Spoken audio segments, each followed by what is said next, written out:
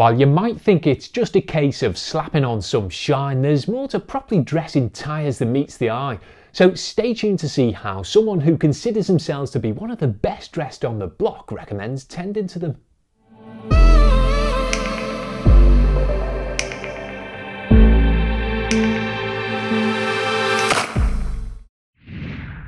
So while it's far from the most complicated part of the car detailing process, if tyre dressing is done half-heartedly, at best won't last or look very good, and at worst will serve to attract grime and contaminate surrounding bodywork. So it's worth approaching it with the right tools, products and techniques to ensure you don't permit slapdash dressed tyres to let down the overall look of an otherwise properly detailed car.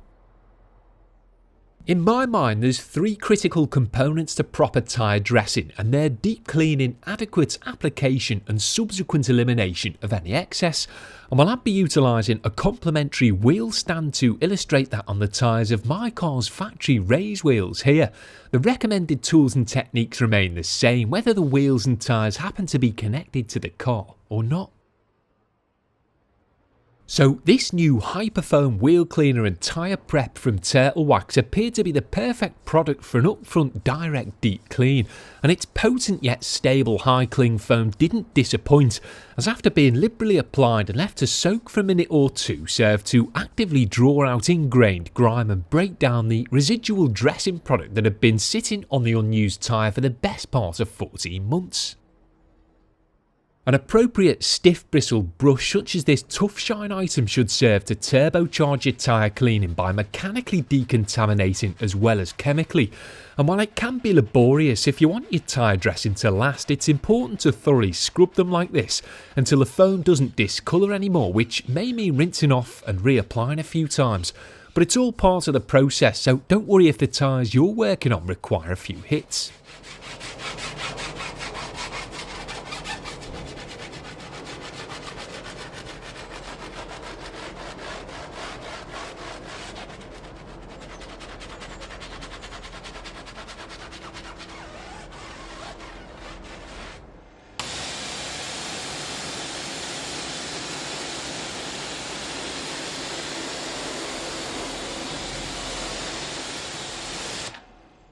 It's probably worth mentioning that this particular Hyperfoam is intended for use on wheels too, but because tyre cleaning can require a fair bit of product, I'd recommend reserving it exclusively for that. But regardless, it's still nice to know that it can safely and effectively be used for both.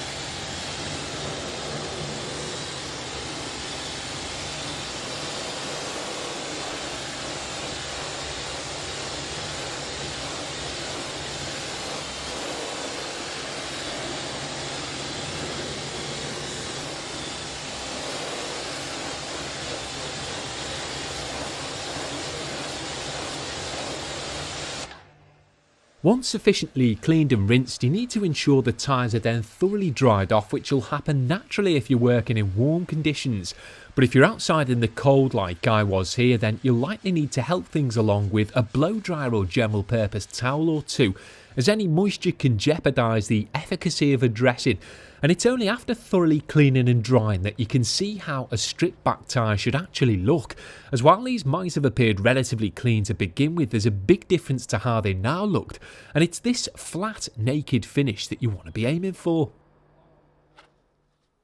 So while I keep using the term dressing, technology has moved on from the days of silicon-based chemicals designed to provide high-gloss short-term shine. And a product like this new Graphene Acrylic tyre shine from Wax, which is actually more of a long-term washable tyre coating, might be a better choice, especially if you've gone to all that effort of thoroughly cleaning. I'd be using a few different application tools here just to give you an idea of what works for me and why, starting with a flat Swissvax brush which, after being primed with the grey tinted graphene product, was thoroughly worked over the tyre wall until an even glossy finish was achieved. And having not used this product before, I probably applied a bit too much to the brush initially, but subsequent cleanup of both the tyre and the wheel is always part of the plan, as I personally rather over apply and have a few drips to deal with than under apply and have the product prematurely diminish. I've been using flat brushes like this for many years as they're well suited to quickly dressing the chunkier tyre walls of the more everyday cars I was tending to way back when. And while I do still use them from time to time, there's more suitable items out there if you're mostly dressing lower profile tyres or looking for a less coarse dressing application. However, it's still a decent quality brush, so is definitely worthy of consideration.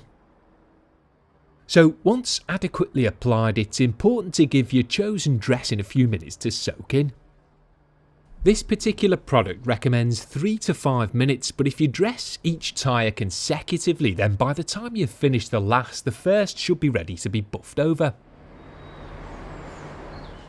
This graphene acrylic formulation will continue to penetrate and self-level the longer you leave it. However, I'd still always recommend at least a light buff with a dry microfibre to remove any excess and leave a more factory looking finish.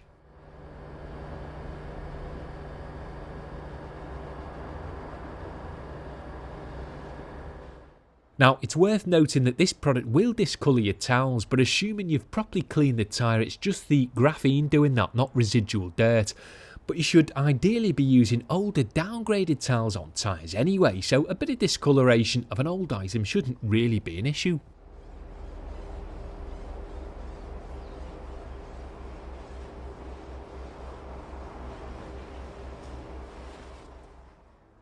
If you don't like the look of a flat brush and are predominantly dressing low profile tyres, then a more traditional round detailed brush like this Swissvax wheel item might be a better fit. I generally reserve this kind of brush for the application of thinner water based dressing products, as its softer, thinner bristles are a bit more forgiving and less prone to flicking. But either way, it's a decent quality tool well suited to dressing tyres, even if that isn't technically what it was originally intended for.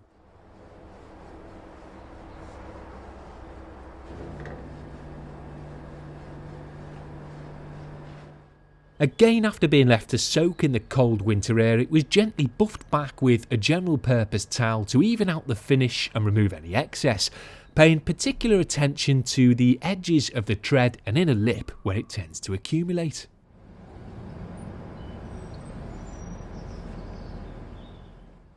The last brush I'd recommend is this compact self-contained one from CarScope, which features densely packed super soft bristles that, once primed with product, serve to spread it in an almost flawless fashion, which is why it's now generally my brush of choice.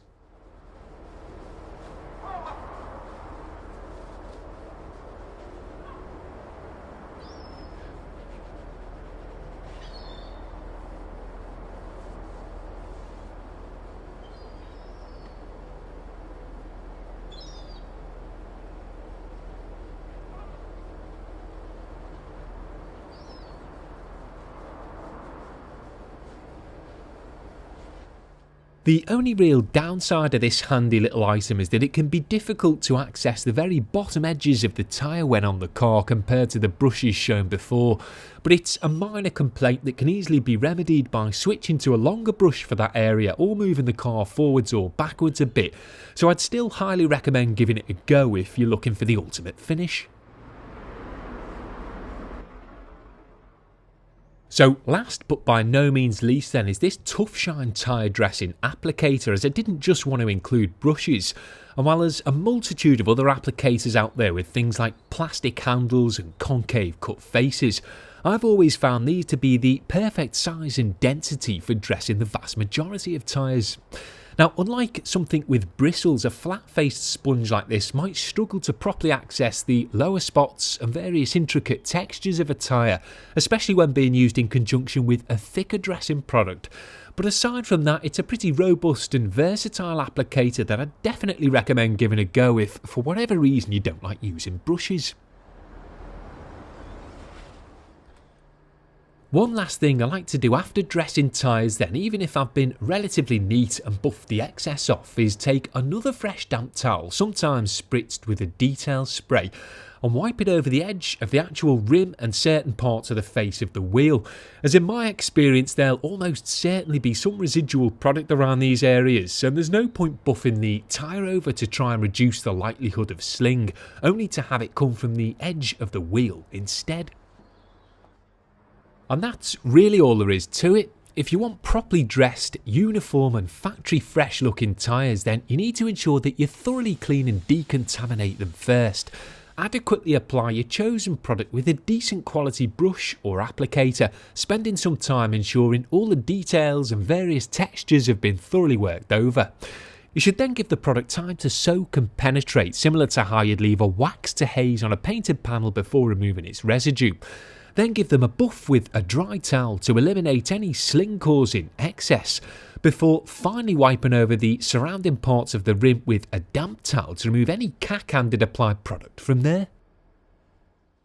Different tyres do react differently to being cleaned, dressed and buffed, but regardless of the brand, compound, design or age, I still generally recommend tending to them as I have here, which in my experience should help keep them looking fresh and replenished for longer.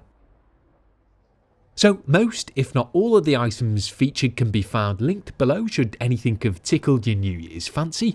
As always, cheers for tuning in, and I'll see you next time with something hopefully a bit more dirty and or in depth.